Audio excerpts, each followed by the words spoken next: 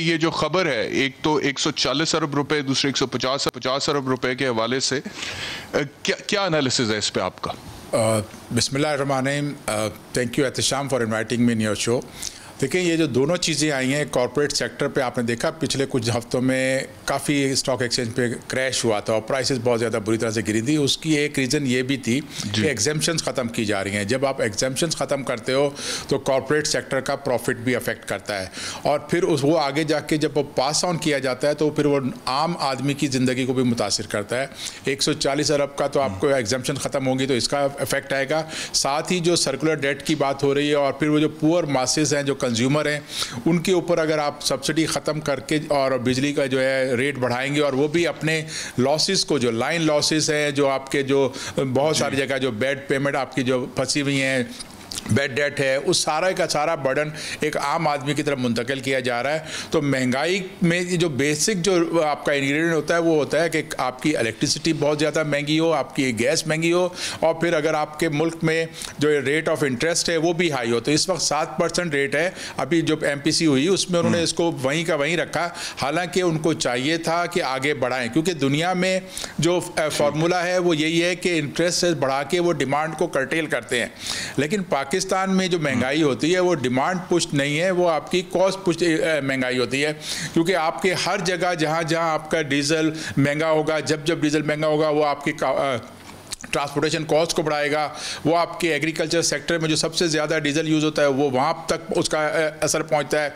और फिर साथ ही आपकी जो सपोर्ट प्राइसेस जो बढ़ाई जाती हैं वो भी एक फॉल्टी मैकेनिज्म है पाकिस्तान में कि आप एक आर्टिफिशियली तरीके से एक प्राइस डिसाइड कर लेते हो और कहते हो जी ये आपको ग्रोअर को मिलेगा, और फिर वो प्राइस जब ग्रोअर को मिलती है उसके बाद जो प्राइस हाइक आती है उससे वो ग्रोअर जो है मुसलसल में डिप्राइव किया जाता है और वो सारे का सारा फ़ायदा आपके जो है होल्डर्स को मिलता है।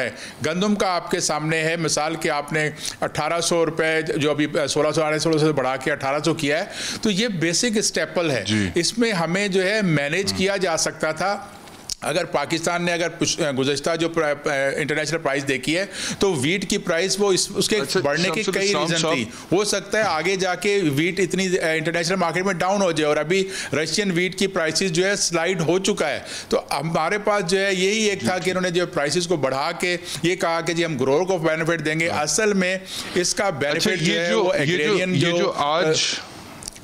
एग्रेरियन जो आपके पार्लियामेंटेरियन बैठे हुए आज समरी भेजी गई है वफाकी काबीना को, जिसके तहत उन्होंने कहा कि 150 अरब रुपए सरचार्ज बिजली सारिफीन जितने भी हैं उनसे चार्ज किया जाए, और दूसरे जो कॉर्पोरेट सेक्टर को दी गई 140 अरब रुपए की छूट थी खत्म करने का फैसला किया, coupled with the corona factor जो कि अब स्पाइक पकड़ रहा है पाकिस्तान में, और हमें पता है उससे फिर रोजगार भी मुतासर होता है और जॉब मार्केट भी मुतासर होती है, इंडस्ट्री भी मुतासर होती है, क्योंकि जब लॉकडाउन होगा या स्मार्ट लॉकडाउन भी होगा तो मैशत तो ऑटोमेटिकली उससे इफेक्ट होती है।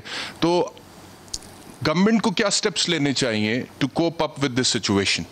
देखिए, हुकूमत ने आपको याद होगा 2 ऑर्डिनेंस पास किए थे इससे पहले, जो आपने जो रिसेंटली पास किए हैं उनमें ये था, एक था आपका जो प्रॉफिटेरिंग और होर्डिंग का था और एक स्मगलिंग का था।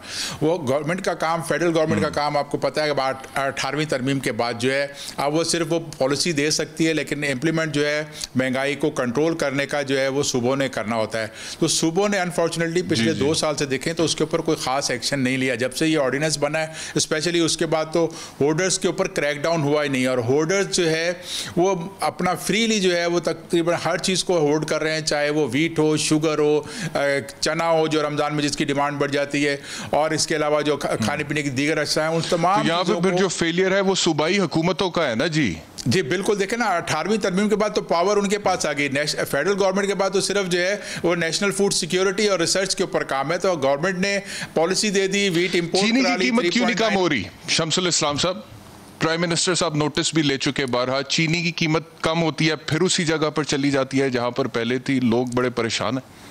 बिल्कुल, देखें चीनी भी इसीलिए महंगी हो रही है कि चीनी के जो होल्डर्स हैं, जो एक देखो आपको इसमें सट्टा भी होता है, और सट्टा वो है कि एक पैरेलल पाकिस्तान में कमोडिटी एक्सचेंज बना हुआ है जिसमें बिलियंस ऑफ रुपीस का सट्टा होता है, और तकरीबन हर चीज़ में, चाहे वो चीनी ले लें या आप टेक्सटाइल का यान ले लें, खाने पीने का तेल ले लें, ये सारी चीज़ों में सट्टा हो रहा होता है, और सट्टे के ऊपर क्रैकडाउन होना चाहिए था।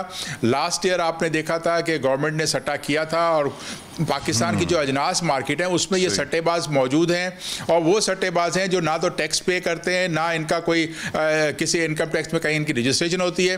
ये एक पैरेलल एक्सचेंज चला रहे हैं और व्हाट्सएप के जरिए कंट्रोल कर रहे हैं। और अकबरी मंडी में बाबर सेंटर में अगर कोई शख्स बैठ के सट्टा पूरे पाकिस्तान में चीनी का चला रहा है तो वो तो प्राइस को आर्टिफिशियली इन्फ्लेट कर रहे हैं। अभी बीच में 94x से ऊपर चली गई थी मार्केट, लेकिन फिर अच्छा मुझे बताइएगा, आखिरी सवाल है, चंद सेकंड से मेरे पास ये मैंने कल परसों एक खबर सुनी कि मुर्गी जो है, मुर्गी के गोश्त की कीमत एकदम मार्केट में बहुत ज्यादा बढ़ गई। उसके बाद कराची की हद तक सार्फिन ने फैसला किया कि हम मुर्गी के गोश्त का बॉयकॉट करते हैं, और उसके बाद तकरीबन 135 रुपए कीमत नीचे आ गई एक ही दिन में मुर्गी के गोश्त के बाद। दुरुस्त है ये खबर? दुरुस्त है जी? जी बिल्कुल। ये देखें इसके अंदर पोल्ट्री में क्या हुआ था, कार्टलाइजेशन भी है, लेकिन साथ में एक और चीज़ भी थी कि कोरोना के दौरान जब डिमांड बिल्कुल ख़त्म हो गई थी, दावतें बंद हो गई थी, आपका आउटडोर कैटरिंग और डाइन इन कैटरिंग जो सारी खाने पीने के वो बंद हो चुका था, तो इन्होंने क्या किया कि अपनी प्राइस को मेनटेन करने लगे। चूज़ों को कई जगह उन्होंने ऐसा भी हुआ कि कुओं में फेंक दिए, मार दिया। फिर बीच में अभी फरवरी जनवरी के